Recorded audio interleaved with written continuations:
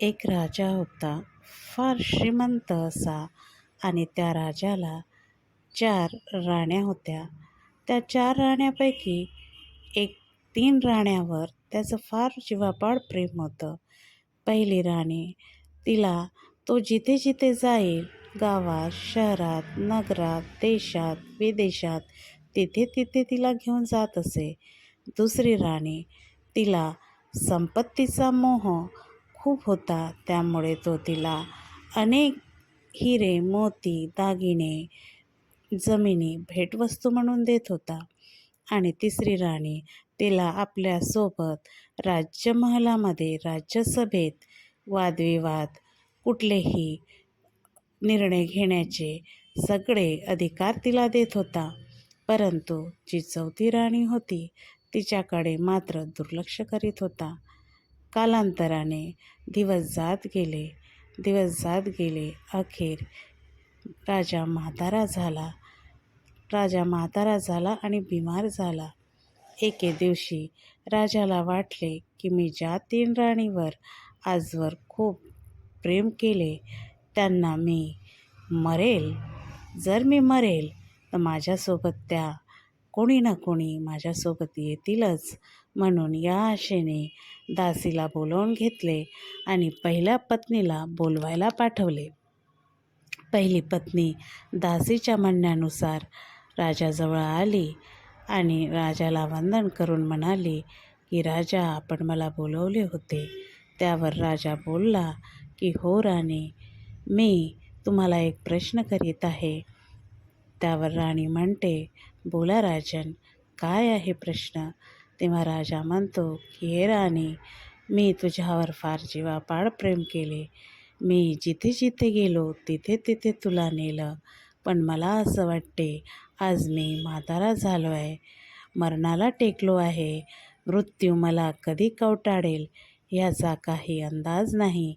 पण मी जेव्हाही मृत्युमुखी पडेल तर तू माझ्यासोबत यावं असं मला वाटते आहे राणी, आणि तू यावं अशी माझी इच्छा आहे. त्यावर राणी राजाला हात जोडून म्हणाली की नाही राजन, मी आपणासोबत नाही येऊ शकत, मला क्षमा करा.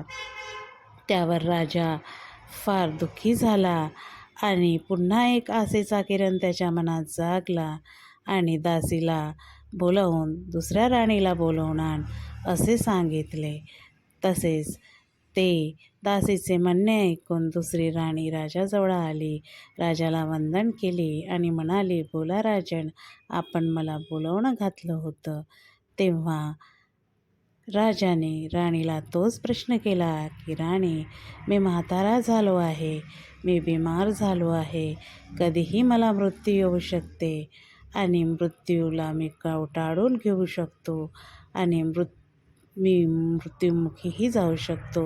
माझी इच्छा आहे की तुम्ही माझ्यासोबत यावं. त्यावर राणीने राजाला हात जोडून वंदन केलं आणि म्हणाली, नाही नाही राजन, मी आपल्यासोबत नाही येऊ शकत. तुमचा मृत्यू झाला तर मी तर दुसऱ्याची होऊन जाईल, मी तर दुसऱ्याशी लग्न करेल. नाही, मी तुमच्यासोबत येऊ शकत नाही, मला क्षमा करा. हे बघून राजाने परत तिसऱ्या राणीला बोलवलं आणि तिसऱ्या राणीला बोलवून हाच प्रतिप्रश्न केला.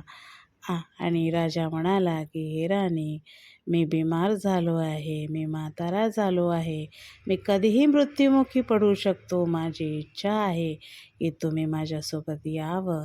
त्यावर राणी हात जोडून हसली आणि म्हणाली की नाही राजन, मी आपल्यासोबत येऊ शकत नाही. पण मात्र मी त्या त्या वाटेवरी त्या वाटेपर्यंत नक्कीच येऊ शकते, जिथे तुमची क्रियाकर्म होईल. तिथपर्यंत तुम्हाला मी साथ देऊ शकते. हे ऐकून राजा दुःखी झाला आणि राजाच्या मनात अजून एक आशेचा किरण जगला आणि तोही मनात शंका होती की जी माझी चौथी राणी, ज्या राणीला मी कधीच वेळ दिला नाही, कधीच तिच्याकडे प्रेमाने पाहिलं नाही, नेहमी दुर्लक्ष करीत आलो, तरी पण मी तिला माझ्या मनात असलेला प्रश्न विचारतो. हा मनात ध्येय ठेवून दासीला चौथ्या राणीला बोलवण्यास पाठवले आणि चौथी राणी आली. राजाला वंदन केली आणि राजाने प्रश्न केला की हे राणी, मी तुला तिसऱ्या राणीपेक्षा कधीच तुला प्रेम केलं नाही ग. तुझ्याकडे कधी लक्ष दिलं नाही ग. तुझ्या मनात काय आहे हे कधी विचारलं नाही ग. नेहमी तुझ्याशी वाईट वागलो, तुझ्याकडे लक्ष नाही दिलं. तरीसुद्धा मरण्याच्या आधी मनात एक प्रश्न उरू नये यासाठी तुला एक प्रश्न करीत आहे की राणी, मी म्हातारा झालो आहे, मी आजारी आहे, मला मृत्यू कधी येईल मला माहिती नाही, पण माझी इच्छा आहे की माझ्या पत्नींपैकी, माझ्या राणीपैकी एक तरी राणी माझ्यासोबत यावी. त्यावर चौथी राणी म्हणाली की हात जोडली आणि हसून मिश्किलपणे म्हणाली, होय राजन, आपण जरी माझ्याकडे लक्ष दिलं नसेल, पण माझं लक्ष आपल्याकडे सदैव होतं. तुमचं माझ्याकडे लक्ष नसलं तरी माझं तुमच्याकडे सदैव लक्ष होतं आणि एका छायेप्रमाणे होतं. मी तुमच्यासोबत आजही आहे आणि मृत्यूनंतरही आहे. हे बोलणं ऐकून राजा नतमस्तक झाला आणि तिला साधुवाद दिला. ह्या कथेचा अर्थ असा आहे की आपल्या जीवनामध्ये जशा शरीर, संपत्ती, नातेवाईक आणि कर्म ह्याचा संबंध जसा असतो, तसाच या राजाचा संबंधसुद्धा पहिली राणी म्हणजे शरीर, दुसरी राणी म्हणजे संपत्ती, तिसरी राणी म्हणजे नातेवाईक आणि चौथी राणी म्हणजे कर्म. तर मित्रांनो, खरंच आपण शरीराकडे किती लक्ष देतो, सुंदरतेकडे किती लक्ष देतो, शरीराला किती चांगल्या तऱ्हेने ठेवतो आणि जी संपत्ती कधी आपण घेऊनच जात नाही, त्या संपत्तीचे किती जतन करीत असतो, किती प्रॉपर्टी संग्रहित करीत असतो. इतरांच्या सुखदुःखामध्ये कधी आपण त्यांना साथ देत नसतो आणि गरीब गरीब बनून इतरांना हिणवत असतो.